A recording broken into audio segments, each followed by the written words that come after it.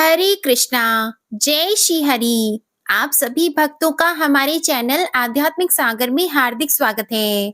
आज आप सुनेंगे माघ मास महात्म्य का अध्याय 5।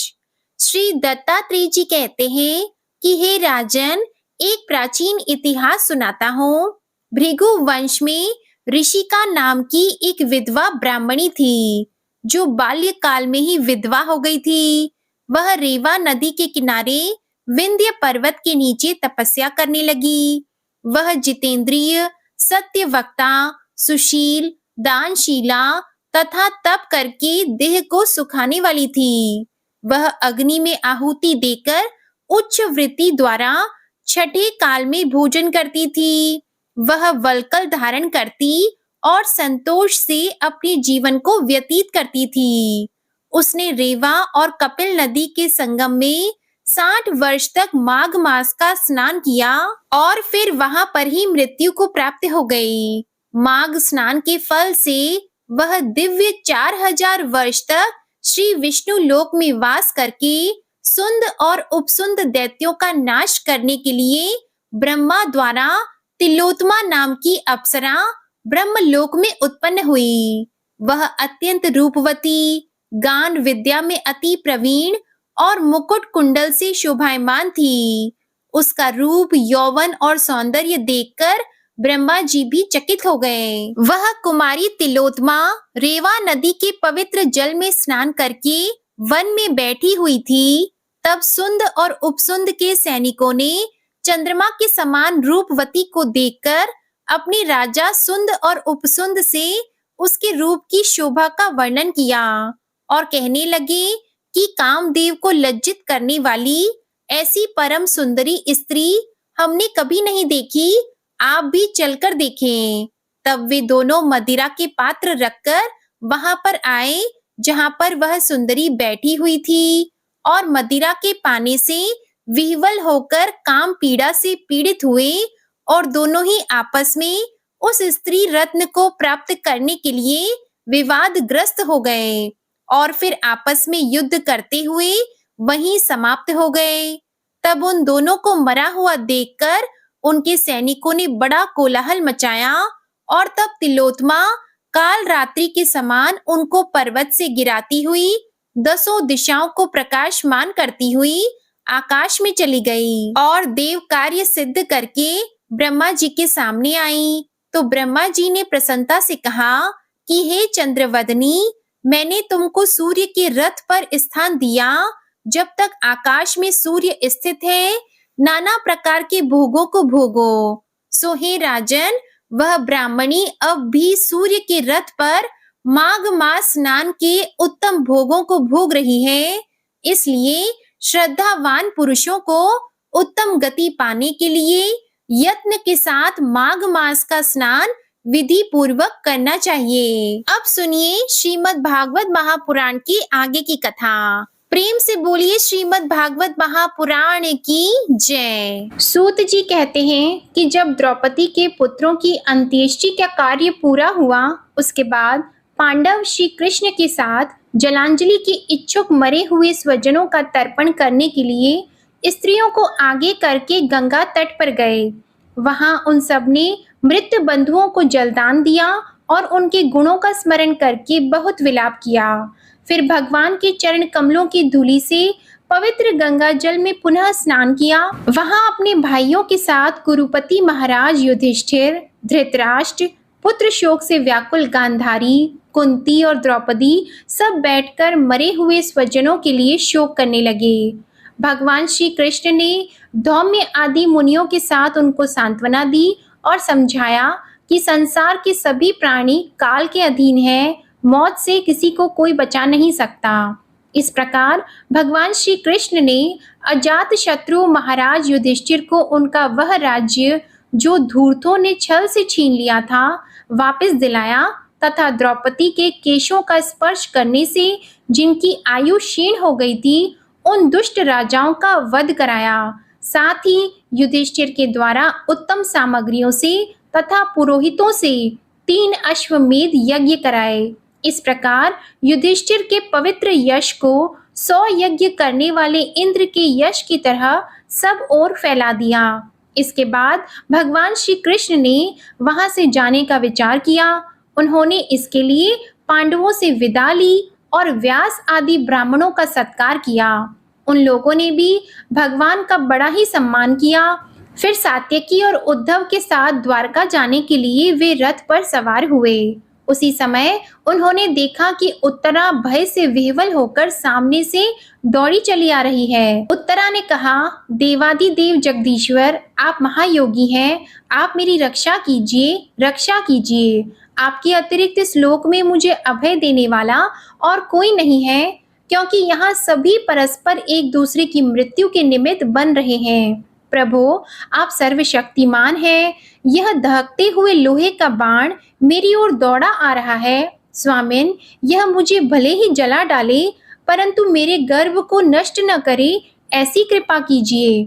सूत जी कहते हैं, भक्त वत्सल भगवान श्री कृष्ण उसकी बात सुनते ही यह जान गए कि अश्वत्थामा ने पांडवों के वंश को निर्बीज करने के लिए ब्रह्मास्त्र का प्रयोग किया है। शौनक जी, उसी समय पांडवों ने भी देखा कि जलते हुए 5 बाण हमारी ओर आ रहे हैं, इसलिए उन्होंने भी अपने अपने अस्त्र उठा लिए।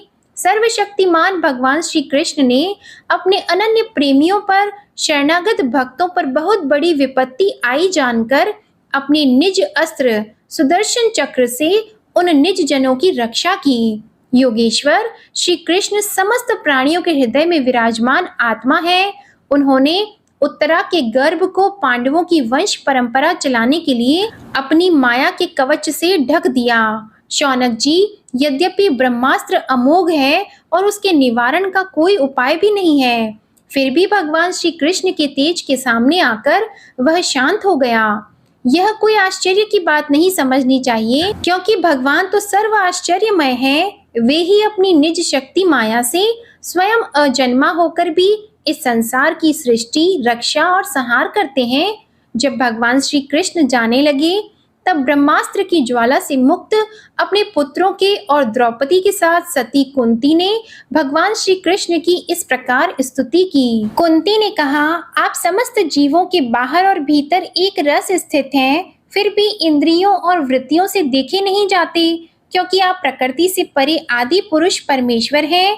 मैं आपको नमस्कार करती हूँ। इंद्रियों से जो कुछ जाना जाता है, उसकी तह में आप विद्यमान रहते हैं और अपनी ही माया के पर्दे से अपने को ढके रहते हैं। मैं अबोध नारी, आप अविनाशी पुरुषोत्तम को भला कैसे जान सकती हूँ? जैसे मूढ़ लोग दूसरा भेष धारण किए हुए नट को प्रत्यक्ष देखकर भी नहीं पहचान सकते, वैसे ही आप दिखते हुए भी नहीं दिखते। आप श्री कृष्ण वासुदेव, देवकी नंदन, नंद गोप के लाडले लाल गोविंद को हमारा बारंबार प्रणाम है, जिनकी नाभि से ब्रह्मा का जन्म स्थान कमल प्रकट हुआ है, जो सुंदर कमलों की माला धारण करते हैं, जिनके नेत्र कमल के समान विशाल और कोमल है, जिनके चरण कमलों में कमल का चिन्ह है। श्री कृष्ण, ऐसे आपको मेरा बारंबार नमस्कार है।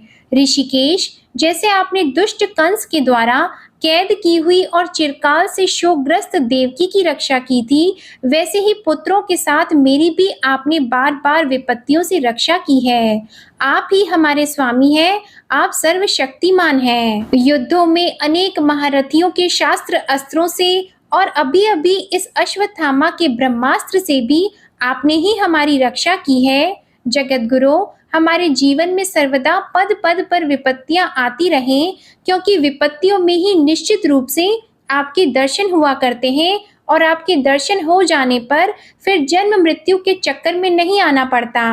ऊंचे कुल में जन्म, ऐश्वर्य, विद्या और संपत्ति के कारण जिसका घमंड बढ़ रहा है, वह मनुष्य तो आपका नाम भी नहीं ले सकता, क्योंकि आप तो उन लोगों को दर्शन देते हैं जो अकिंचन हैं। आप निर्धनों के परम धन हैं।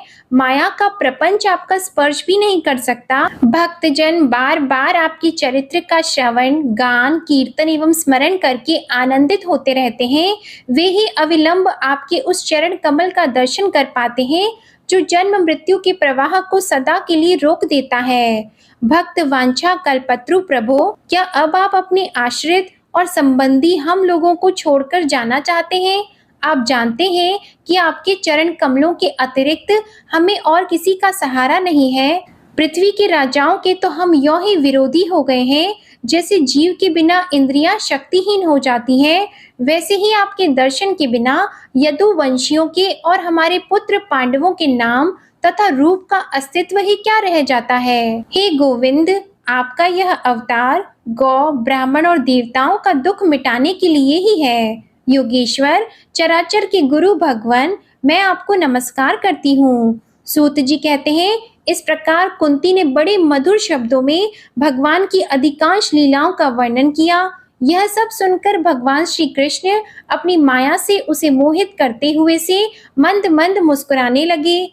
उन्होंने कुंती से कह दिया, अच्छा ठीक है, और रथ के स्थान से वे हस्तिनापुर लौट आए। वहां कुंती और सुभद्रा आदि देवियों से विदा लेकर जब वे जाने लगे, तब राजा युधिष्ठिर ने बड़े प्रेम से उन्हें रोक लिया। राजा युधिष्ठिर को अपने भाई बंधुओं के मारे जाने का बड़ा शौक हो रहा था। भगवान की लीला का मर्म जानने वाले व्यास आदि महर्षियों ने और स्वयं अद्भुत चरित्र करने वाले भगवान श्री कृष्ण ने भी अनेकों इतिहास कहकर उन्हें समझाने की बहुत चेष्टा की, परंतु उन्हें सांत्वना नहीं मिली, उनका शोक नहीं मिटा। शौनक आदि ऋषियों, धर्मपुत्र राजा युधिष्ठिर को अपने स्वजनों के वध से बड़ी चिंता हुई। वे अविवेक युक्त चित्त से स्नेह और मोह के वश में होकर कहने लगे, भला मुझ दुरात्मा के हृदय में बद्ध मूल हुए इस अज्ञान को तो देखो। मैंने सियार के आहार इस अनात्मा शरीर के लिए अनेक अक्षौहिणी सेना का नाश कर डाला। मैंने बालक, ब्राह्मण, संबंधी, मित्र, चाचा, ताऊ, भाई बंधु और गुरुजनों से द्रोह किया है। करोड़ों वर्षों में भी नरक से मेरा छुटकारा नहीं हो सकता। यद्यपि शास्त्र का वचन है कि राजा यदि प्रजा का पालन करने के लिए धर्म युद्ध में शत्रुओं को मारे तो उसे पाप नहीं लगता, फिर भी इससे मुझे संतोष नहीं होता। स्त्रियों के पति और भाई बंधुओं को मारने से उनका मेरे द्वारा यहाँ जो अपराध हुआ है, उसको मैं ग्रह स्थोचित यज्ञ यागादिकों के द्वारा मार्जन करने में समर्थ नहीं हूँ। जैसे कीचड़ से गंदला जल स्वच्छ नहीं किया जा सकता, मदिरा से मदिरा की अपवित्रता नहीं मिटाई जा सकती, वैसे ही बहुत से हिंसा बहुल यज्ञों के द्वारा एक भी प्राणी की हत्या का प्रायश्चित नहीं किया जा सकता। सूत जी कहते हैं, इस प्रकार राजा युधिष्ठिर प्रजा द्रोह से भयभीत हो गए। फिर सब धर्मों का ज्ञान प्राप्त करने की इच्छा से उन्होंने कुरुक्षेत्र की यात्रा की, जहां भीष्म पितामह शरशैया पर पड़े हुए थे। शौनक आदि ऋषियों, उस समय उन सब भाइयों ने स्वर्ण जटित रथों पर, जिनमें अच्छे अच्छे घोड़े जुते हुए थे, सवार होकर अपने भाई युधिष्ठिर का अनुगमन किया। उनके साथ व्यास, धौम्य और ब्राह्मण भी थे। शौनक जी, अर्जुन के साथ भगवान श्री कृष्ण भी रथ पर चढ़कर चले। उन सब भाइयों के साथ महाराज युधिष्ठिर की ऐसी शोभा हुई मानो यक्षों से घिरे हुए स्वयं कुबेर ही जा रहे हों। अपने अनुचरों और भगवान श्री कृष्ण के साथ वहां जाकर पांडवों ने देखा कि भीष्म पितामह स्वर्ग से गिरे हुए देवता के समान पृथ्वी पर पड़े हुए हैं। उन लोगों ने उन्हें प्रणाम किया। शौनक जी, उसी समय भरतवंशियों के गौरव रूप भीष्म पितामह को देखने के लिए सभी ब्रह्मर्षि, देवर्षि और राजर्षि वहां आए। पर्वत, नारद, धौम्य, भगवान व्यास, भरद्वाज, शिष्यों के साथ परशुराम जी और भी सुखदेव आदि शुद्ध हृदय महात्मागण एवं शिष्यों के सहित कश्यप, अंगिरा पुत्र बृहस्पति आदि मुनिगण भी वहां पधारे। भीष्म पितामह धर्म को और देश काल के विभाग को कहाँ किस समय क्या करना चाहिए इस बात को जानते थे। उन्होंने उन बड़भागी ऋषियों को सम्मिलित हुआ देखकर उनका यथा योग्य सत्कार किया। वे भगवान श्री कृष्ण का प्रभाव भी जानते थे, अतः उन्होंने अपनी लीला से मनुष्य का वेश धारण करके वहां बैठे हुए तथा जगदीश्वर के रूप में हृदय में विराजमान भगवान श्री कृष्ण की बाहर और भीतर दोनों जगह पूजा की। पांडव बड़े विनय और प्रेम के साथ भीष्म पितामह के पास बैठ गए। उन्हें देखकर भीष्म पितामह की आंखें प्रेम के आंसुओं से भर गईं। उन्होंने उनसे कहा, धर्मपुत्रों, हाय, यह बड़ी कष्ट और अन्याय की बात है कि तुम लोगों को ब्राह्मण धर्म और भगवान के आश्रित रहने पर भी इतने कष्ट के साथ जीना पड़ा, जिसके तुम कदापि योग्य नहीं थे। अतिरथी पांडु की मृत्यु के समय तुम्हारी अवस्था बहुत छोटी थी। उन दिनों तुम लोगों के लिए कुंती रानी को और साथ-साथ तुम्हें भी बार-बार बहुत से कष्ट झेलने पड़े। जिस प्रकार बादल वायु के वश में रहते हैं, वैसे ही लोकपालों के सहित सारा संसार काल भगवान के अधीन है।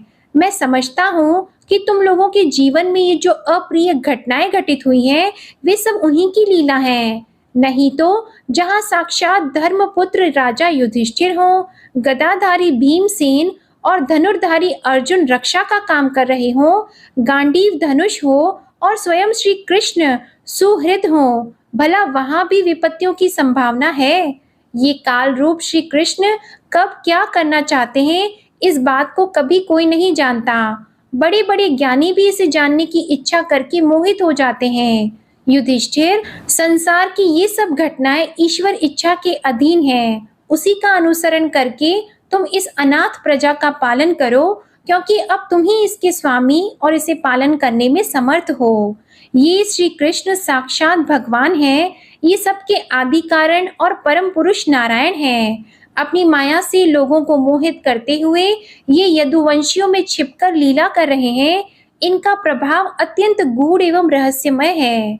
हे युधिष्ठिर, उसे भगवान शंकर, देवर्षि नारद और स्वयं भगवान कपिल ही जानते हैं, जिन्हें तुम अपना ममेरा भाई, प्रिय मित्र और सबसे बड़ा हेतु मानते हो, तथा जिन्हें तुमने प्रेमवश अपना मंत्री, दूत और सारथी तक बनाने में संकोच नहीं किया है, वे स्वयं परमात्मा हैं। इन सर्वात्मा, समदर्शी, अद्वितीय, अहंकार रहित और निष्पाप परमात्मा में उन ऊंचे नीचे कार्यों के कारण कभी किसी प्रकार की विषमता नहीं होती। हे युधिष्ठिर, इस प्रकार सर्वत्र सम होने पर भी देखो तो सही, वे अपने अनन्य प्रेमी भक्तों पर कितनी कृपा करते हैं। यही कारण है कि ऐसे समय में जबकि मैं अपने प्राणों का त्याग करने जा रहा हूँ, इन भगवान श्री कृष्ण ने मुझे साक्षात दर्शन दिया है। भगवत परायण योगी पुरुष भक्ति भाव से इनमें अपना मन लगाकर और वाणी से इनके नाम का कीर्तन करते हुए शरीर का त्याग करते हैं और कामनाओं से तथा कर्म के बंधन से छूट जाते हैं। वे ही देव भगवान अपने प्रसन्न हास्य और रक्त कमल के समान अरुण नेत्रों से उल्लसित मुख वाले चतुर्भुज रूप से, जिसका और लोगों को केवल ध्यान में दर्शन होता है, तब तक यहीं स्थित रहकर प्रतीक्षा करें जब तक मैं इस शरीर का त्याग न कर दूं। सूत जी कहते हैं, युधिष्ठिर ने उनकी यह बात सुनकर शरशैया पर सोए हुए भीष्म पितामह से बहुत से ऋषियों के सामने ही नाना प्रकार के धर्मों के संबंध में अनेकों रहस्य पूछे। तब तत्ववेत्ता भीष्म पितामह ने वर्ण और आश्रम के अनुसार पुरुष के स्वाभाविक धर्म और वैराग्य तथा राग के कारण विभिन्न रूप से बताए हुए निवृत्ति और प्रवृत्ति रूप द्विविध धर्म, दान धर्म, राजधर्म, मोक्ष धर्म, स्त्री धर्म और भगवत धर्म में इन सबका अलग अलग संक्षेप और विस्तार से वर्णन किया। हे शौनक जी, इनके साथ ही धर्म, अर्थ, काम और मोक्ष, इन चारों पुरुषार्थों का तथा इनकी प्राप्ति के साधनों का अनेकों उपाख्यान और इतिहास सुनाते हुए विभागशः वर्णन किया। भीष्म पितामह इस प्रकार धर्म का प्रवचन कर ही रहे थे कि वह उत्तरायण का समय आ पहुंचा, जिसे मृत्यु को अपने अधीन रखने वाले भगवत परायण योगी लोग चाहा करते हैं। उस समय हजारों रथियों के नेता भीष्म पितामह ने वाणी का संयम करके मन को सब ओर से हटाकर अपने सामने स्थित आदि पुरुष भगवान श्री कृष्ण में लगा दिया। भगवान श्री कृष्ण के सुंदर चतुर्भुज विग्रह पर उस समय पीतांबर फहरा रहा था। भीष्म जी की आंखें उसी पर एक टक लग गईं। उनकी शस्त्रों की चोट से जो पीड़ा हो रही थी, वह तो भगवान के दर्शन मात्र से ही तुरंत दूर हो गई और भगवान की विशुद्ध धारणा से उनके जो कुछ अशुभ शेष थे, वे सभी नष्ट हो गए। अब शरीर छोड़ने के समय उन्होंने अपनी समस्त इंद्रियों की वृत्ति विलास को रोक दिया और बड़े प्रेम से भगवान की स्तुति की। भीष्म जी ने कहा, अब मृत्यु के समय मैं अपनी यह बुद्धि जो अनेक प्रकार के साधनों का अनुष्ठान करने से अत्यंत शुद्ध एवं कामना रहित हो गई है, यदुवंश शिरोमणि अनंत भगवान श्री कृष्ण के चरणों में समर्पित करता हूँ। मैं अपने तीखे बाणों से उनकी त्वचा को बींध रहा था। उन सुंदर कवच मंडित भगवान श्री कृष्ण के प्रति मेरा शरीर, अंतःकरण और आत्मा समर्पित हो जाए। अर्जुन ने जब दूर से कौरवों की सेना के मुखिया हम लोगों को देखा, तब पाप समझकर वह अपने स्वजनों के वध से विमुख हो गया। उस समय जिन्होंने गीता के रूप में आत्मविद्या का उपदेश करके उसके सामयिक अज्ञान का नाश कर दिया, उन परम पुरुष भगवान श्री कृष्ण के चरणों में मेरी प्रीति बनी रहे। मैंने प्रतिज्ञा कर ली थी कि मैं श्री कृष्ण को शस्त्र ग्रहण कराकर छोड़ूंगा। उसे सत्य एवं ऊंची करने के लिए उन्होंने अपनी शस्त्र ग्रहण न करने की प्रतिज्ञा तोड़ दी। उस समय वे रथ से नीचे कूद पड़े और सिंह जैसे हाथी को मारने के लिए उस पर टूट पड़े। वैसे ही रथ का पहिया लेकर मुझ पर झपट पड़े। उस समय वे इतने वेग से दौड़े कि उनके कंधे का दुपट्टा गिर गया और पृथ्वी कांपने लगी। मुझ आतताई ने तीखे बाण मार मारकर उनके शरीर का कवच तोड़ डाला था, जिससे सारा शरीर लहूलुहान हो रहा था। अर्जुन के रोकने पर भी वे बलपूर्वक मुझे मारने के लिए मेरी ओर दौड़े आ रहे थे। वे ही भगवान श्री कृष्ण जो ऐसा करते हुए भी मेरे प्रति अनुग्रह और भक्त वत्सलता से परिपूर्ण थे, मेरी एकमात्र गति हो, आश्रय हो।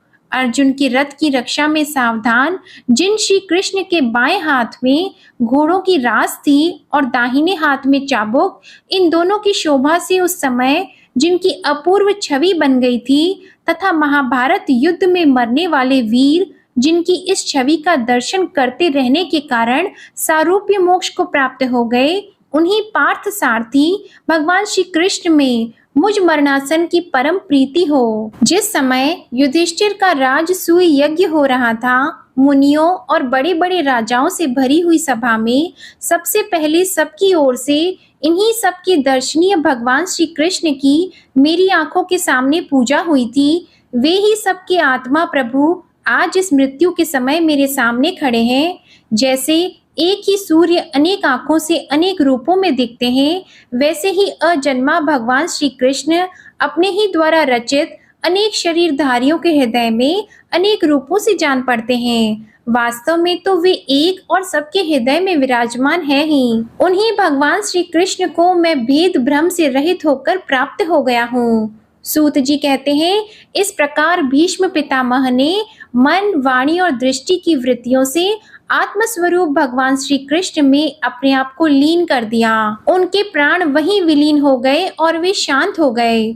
उन्हें अनंत ब्रह्मा में लीन जानकर सब लोग वैसे ही चुप हो गए, जैसे दिन के बीत जाने पर पक्षियों का कलरव शांत हो जाता है। उस समय देवता और मनुष्य नगाड़े बजाने लगे, साधु स्वभाव के राजा उनकी प्रशंसा करने लगे और आकाश से पुष्पों की वर्षा होने लगी।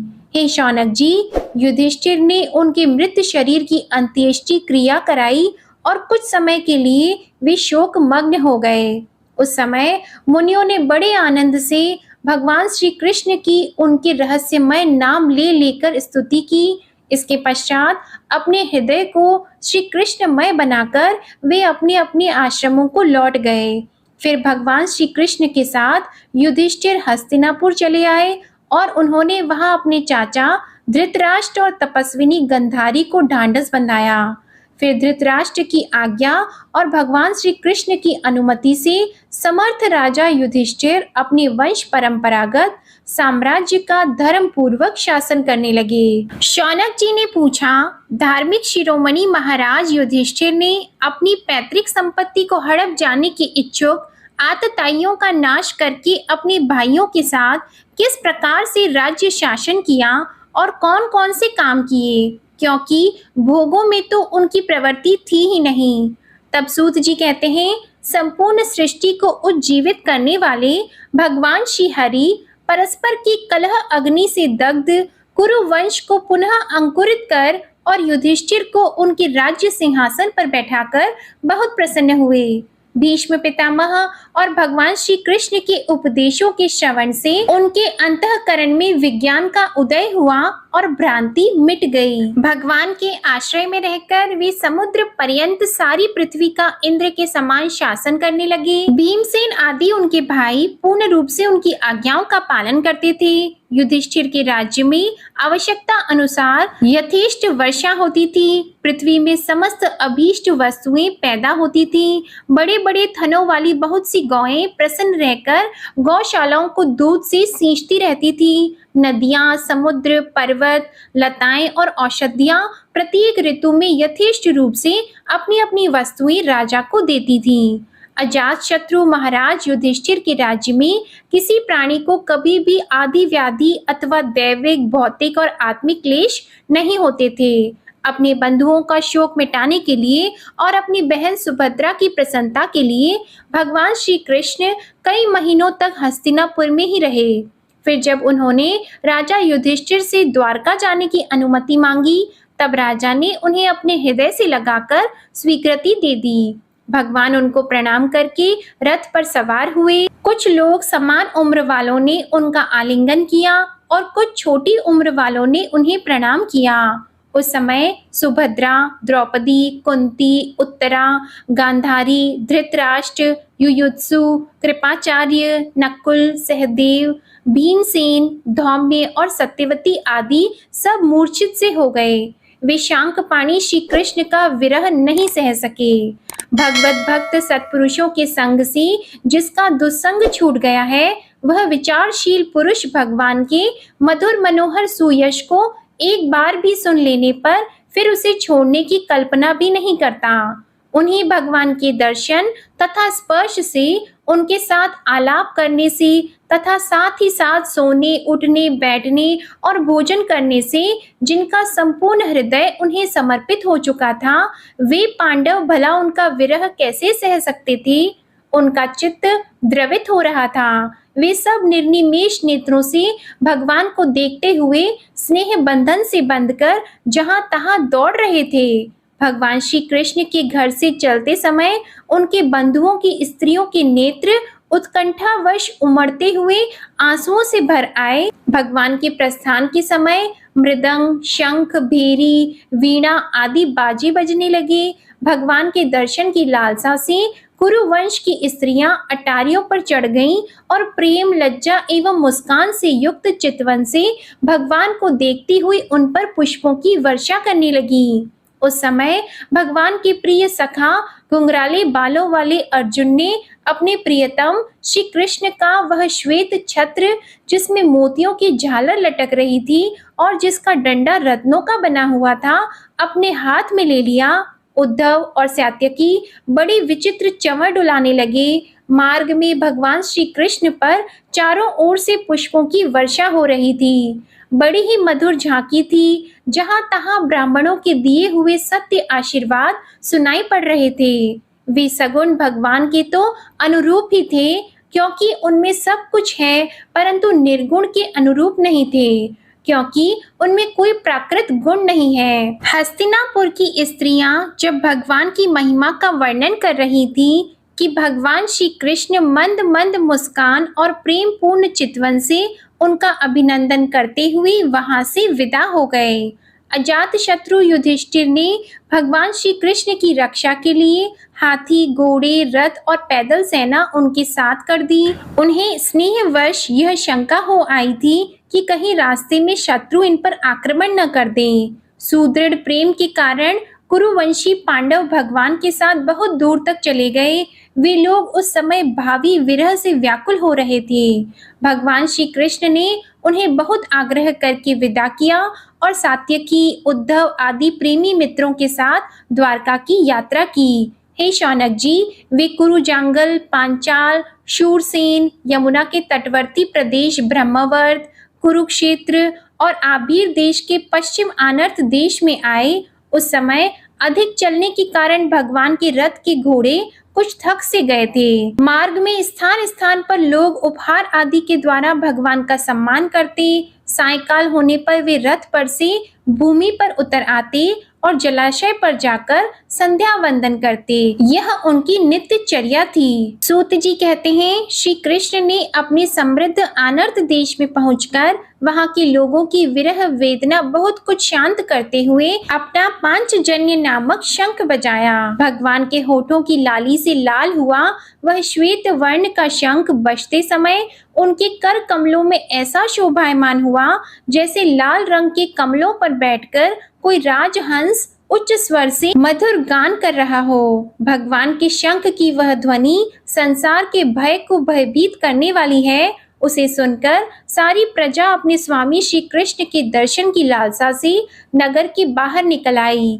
भगवान श्री कृष्ण आत्माराम है, वे अपने आत्म लाभ से ही सदा सर्वदा पूर्ण काम है। फिर भी जैसे लोग बड़े आदर से भगवान सूर्य को भी दीप दान करते हैं, वैसे ही अनेक प्रकार की भेंटों से प्रजा ने श्री कृष्ण का स्वागत किया। सबके मुख कमल प्रेम से खिल उठे। वे हर्ष गदगद वाणी से सबके सुहृद और संरक्षक भगवान श्री कृष्ण की ठीक वैसे ही स्तुति करने लगे जैसे बालक अपने पिता से अपनी तोतली बोली में बोला करते हैं। वे बोले, स्वामिन, हम आपके उन चरण कमलों को सदा सर्वदा प्रणाम करते हैं जिनकी वंदना ब्रह्मा, शंकर और इंद्र तक करते हैं, जो इस संसार में परम कल्याण चाहने वालों के लिए सर्वोत्तम आश्रय है। विश्व भावन आप ही हमारी माता, सुहृद, स्वामी और पिता हैं। आप ही हमारे सद्गुरु और परम आराध्य देव हैं। आपके चरणों की सेवा से हम कृतार्थ हो रहे हैं। आपके बिना हमारी दशा वैसी हो जाती है जैसे सूर्य के बिना आंखों की।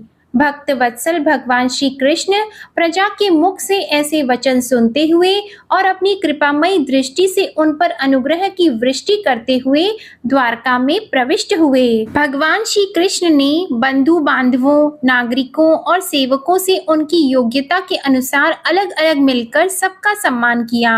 किसी को सिर झुकाकर प्रणाम किया, किसी को वाणी से अभिवादन किया, किसी को हृदय से लगाया, किसी से हाथ मिलाया, किसी की ओर देखकर मुस्कुरा भर दिया और किसी को केवल प्रेम भरी दृष्टि से देख लिया। जिसकी जो इच्छा थी उसे वही वरदान दिया। इस प्रकार चांडाल पर्यंत सबको संतुष्ट करके गुरुजन, सपत्नीक ब्राह्मण और वृद्धों का तथा दूसरे लोगों का भी आशीर्वाद ग्रहण करते एवं वंदीजनों से विरुदावली सुनते हुए सबके साथ भगवान श्री कृष्ण ने नगर में प्रवेश किया। हे शौनक जी, जिस समय भगवान राजमार्ग से जा रहे थे उस समय द्वारका की कुल कामिनियां भगवान के दर्शन को ही परमानंद मानकर अपनी अपनी अटारियों पर चढ़ गई। द्वारका के राजपथ पर भगवान श्री कृष्ण के ऊपर श्वेत वर्ण का छत्र तना हुआ था। श्वेत चंवर डुलाए जा रहे थे। चारों ओर से पुष्पों की वर्षा हो रही थी। वे पीतांबर और वनमाला धारण किए हुए थे। इस समय वे ऐसे शोभायमान हुए मानो श्याम मेघ एक ही साथ सूर्य, चंद्रमा, इंद्रधनुष और बिजली से शोभायमान हो। भगवान सबसे पहले अपने माता पिता के महल में गए। वहां उन्होंने बड़े आनंद से देवकी आदि सातों माताओं को चरणों पर सिर रखकर प्रणाम किया और माताओं ने उन्हें अपने हृदय से लगाकर गोद में बैठा लिया। स्नेह के कारण उनके स्तनों से दूध की धारा बहने लगी। उनका हृदय हर्ष से विह्वल हो गया और वे आनंद के आंसुओं से उनका अभिषेक करने लगी। माताओं से आज्ञा लेकर वे अपने समस्त भोग सामग्रियों से संपन्न सर्वश्रेष्ठ भवन में गए। उसमें 16,000 पत्नियों के अलग अलग महल थे। अपने प्राणनाथ भगवान श्री कृष्ण को बहुत दिन बाहर रहने के बाद घर आया देखकर रानियों के हृदय में बड़ा आनंद हुआ। इस प्रकार भगवान श्री कृष्ण का द्वारका में स्वागत सत्कार हुआ। शौनक जी ने कहा, अश्वत्थामा ने जो अत्यंत तेजस्वी ब्रह्मास्त्र चलाया था उससे उत्तरा का गर्भ नष्ट हो गया था, परंतु भगवान ने उसे पुनः जीवित कर दिया। उस गर्भ से पैदा हुए महाज्ञानी महात्मा परीक्षित थे, जिन्हें शुकदेव जी ने ज्ञान उपदेश दिया था। जन्म, कर्म, मृत्यु और उसके बाद जो गति उन्हें प्राप्त हुई वह सब यदि आप ठीक समझे तो कहें, हम लोग बड़ी श्रद्धा के साथ सुनना चाहते हैं। सूत जी ने कहा, धर्मराज युधिष्ठिर अपनी प्रजा को प्रसन्न रखते हुए पिता के समान उसका पालन करने लगे। भगवान श्री कृष्ण के चरण कमलों के सेवन से वे समस्त भोगों से निष्प्रह हो गए थे। शौनक आदि ऋषियों, उनके पास अतुल संपत्ति थी। उन्होंने बड़े-बड़े यज्ञ किए थे और उनके फल स्वरूप श्रेष्ठ लोकों का अधिकार प्राप्त किया था। उनकी रानियां और भाई अनुकूल थे। सारी पृथ्वी उनकी थी। वे जम्बू द्वीप के स्वामी थे और उनकी कीर्ति स्वर्ग तक फैली हुई थी। हे शौनक जी, उत्तरा के गर्भ में स्थित वह वीर शिशु परीक्षित जब अश्वत्थामा के ब्रह्मास्त्र के तेज से जलने लगा, तब उसने देखा कि उसकी आंखों के सामने एक ज्योतिर्मय पुरुष है। वह देखने में तो अंगूठे भर का है, परंतु उसका स्वरूप बड़ा ही निर्मल है। अत्यंत सुंदर श्याम शरीर है, बिजली के समान चमकता हुआ पीतांबर धारण किए हुए है, सिर पर सोने का मुकुट झिलमिला रहा है। उस निर्विकार पुरुष की बड़ी ही सुंदर लंबी लंबी 4 भुजाएं हैं और स्वयं शिशु के चारों ओर घूम रहा है। जैसे सूर्य अपनी किरणों से कोहरे को भगा देता है, वैसे ही वह उस गदा के द्वारा ब्रह्मास्त्र के तेज को शांत करता जा रहा था। उस पुरुष को अपने समीप देखकर वह गर्भस्थ शिशु सोचने लगा कि यह कौन है। इस प्रकार उस 10 मास के गर्भस्थ शिशु के सामने ही धर्म रक्षक अप्रमेय भगवान श्री कृष्ण ब्रह्मास्त्र के तेज को शांत करके वहीं अंतर ध्यान हो गए। फिर अनुकूल ग्रहों के उदय से युक्त समस्त सद्गुणों को विकसित करने वाले शुभ समय में पांडु के वंशधर परीक्षित का जन्म हुआ। जन्म के समय ही वह बालक इतना तेजस्वी दिख रहा था, मानो स्वयं पांडु ने ही फिर से जन्म लिया हो। पौत्र के जन्म की बात सुनकर राजा युधिष्ठिर मन में बहुत प्रसन्न हुए। उन्होंने धौम्य, कृपाचार्य आदि ब्राह्मणों से मंगलवाचन और जात कर्म संस्कार करवाए। महाराज युधिष्ठिर दान के योग्य समय को जानते थे। उन्होंने प्रजा तीर्थ नामक काल में अर्थात नाल काटने के पहले ही ब्राह्मणों को सुवर्ण, गौएं, पृथ्वी, गांव, उत्तम जाति के हाथी, घोड़े और उत्तम अन्न का दान दिया। ब्राह्मणों ने संतुष्ट होकर अत्यंत विनयी युधिष्ठिर से कहा, पुरुवंश शिरोमणि, काल की दुर्विनार गति से यह पवित्र पुरुवंश मिटना ही चाहता था, परंतु तुम लोगों पर कृपा करने के लिए भगवान विष्णु ने यह बालक देकर इसकी रक्षा की है, इसलिए इसका नाम विष्णु रात होगा। निसंदेह यह बालक संसार में बड़ा यशस्वी, भगवान का परम भक्त और महापुरुष होगा। युधिष्ठिर ने कहा, हे महात्माओं, यह बालक क्या अपने उज्जवल यश से हमारे वंश के पवित्र कीर्ति महात्मा राजर्षियों का अनुसरण करेगा? तब ब्राह्मणों ने कहा, धर्मराज, यह मनुपुत्र इक्ष्वाकु के समान अपनी प्रजा का पालन करेगा और दशरथ नंदन भगवान श्री राम के समान ब्राह्मण भक्त और सत्य प्रतिज्ञ होगा। यह उशिनीर नरेश शिबी के समान दाता और शरणागत वत्सल होगा और याज्ञिकों में दुष्यंत के पुत्र भरत के समान अपने वंश का यश फैलाएगा। धनुर्धरों में यह सहस्त्र बाहु अर्जुन और अपने दादा पार्थ के समान अग्रगण्य होगा। यह अग्नि के समान दुर्धर्ष और समुद्र के समान दुस्तर होगा। यह बहुत से अश्वमेध यज्ञों का करने वाला और वृद्धों का सेवक होगा। इसके पुत्र राजर्षि होंगे। मर्यादा का उल्लंघन करने वालों को यह दंड देगा। यह पृथ्वी माता और धर्म की रक्षा के लिए कलयुग का भी दमन करेगा। ब्राह्मण कुमार के शाप से तक्षक के द्वारा अपनी मृत्यु सुनकर यह सबकी आसक्ति छोड़ देगा और भगवान के चरणों की शरण लेगा। राजन, व्यास नंदन सुखदेव जी से यह आत्मा के यथार्थ स्वरूप का ज्ञान प्राप्त करेगा और अंत में गंगा तट पर अपने शरीर को त्याग कर निश्चय ही अभय पद प्राप्त करेगा। ज्योतिष शास्त्र के विशेषज्ञ ब्राह्मण राजा युधिष्ठिर को इस प्रकार बालक के जन्म लग्न का फल बताकर और भेंट पूजा लेकर अपने अपने घर चले गए। वही यह बालक संसार में परीक्षित के नाम से प्रसिद्ध हुआ, क्योंकि वह समर्थ बालक गर्भ में जिस पुरुष का दर्शन पा चुका था, उसका स्मरण करता हुआ लोगों में उसी की परीक्षा करता रहता था कि देखें इनमें से कौन सा वह है जैसे शुक्ल पक्ष में दिन प्रतिदिन चंद्रमा अपनी कलाओं से पूर्ण होता हुआ बढ़ता है, वैसे ही वह राजकुमार भी अपने गुरुजनों के लालन पालन से अनुदिन बढ़ता हुआ शीघ्र ही सयाना हो गया। इसी समय स्वजनों के वध का प्रायश्चित करने के लिए राजा युधिष्ठिर ने अश्वमेध यज्ञ के द्वारा भगवान की आराधना करने का विचार किया, परंतु प्रजा से वसूल किए हुए कर और दंड की रकम के अतिरिक्त और धन न होने के कारण वे बड़ी चिंता में पड़ गए। उनका अभिप्राय समझकर भगवान श्री कृष्ण की प्रेरणा से उनके भाई उत्तर दिशा में राजा मरुद और ब्राह्मणों द्वारा छोड़ा हुआ बहुत सा धन ले आए। उससे यज्ञ की सामग्री एकत्रित करके धर्मभीरु महाराज युधिष्ठिर ने 3 अश्वमेध यज्ञों के द्वारा भगवान की पूजा की। युधिष्ठिर के निमंत्रण से पधारे हुए भगवान ब्राह्मणों द्वारा उनका यज्ञ संपन्न कराकर अपने सुहृद पांडवों की प्रसन्नता के लिए कई महीनों तक वहीं रहे। हे शौनक जी, इसके बाद भाइयों के सहित राजा युधिष्ठिर और द्रौपदी से अनुमति लेकर अर्जुन के साथ यदुवंशियों से घिरे हुए भगवान श्री कृष्ण ने द्वारका के लिए फिर से प्रस्थान किया। आज की कथा समाप्त होती है। अगले अध्याय में आप सुनेंगे विदुर जी के उपदेश से धृतराष्ट्र और गांधारी का वन में जाना, अपशकुन देखकर महाराज युधिष्ठिर का शंका करना और अर्जुन का द्वारका से लौटना। आपको आज की कथा अच्छी लगी हो तो वीडियो को लाइक करके चैनल को जरूर सब्सक्राइब करिएगा और कमेंट में भगवान श्री कृष्ण की जय लिखना मत भूलिएगा।